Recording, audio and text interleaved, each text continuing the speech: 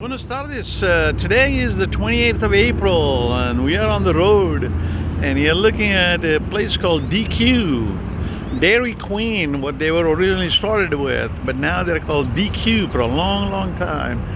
And you can see they have the DQ here sign. Is my buddy Pat, and it says Frosted Animal Cook Blizzard Yum.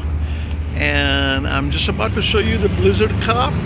And the Blizzard test is, here is the Blizzard cup. There's a Blizzard in it, and when the clerk hands it to you, he's required to do this upside down test. That means the ice cream is hard enough, it does not fall down. And you can see that is the test. It's called DQ Blizzard Test. That tells you the quality of ice cream. And when the ice cream doesn't fall down, you have the right Blizzard.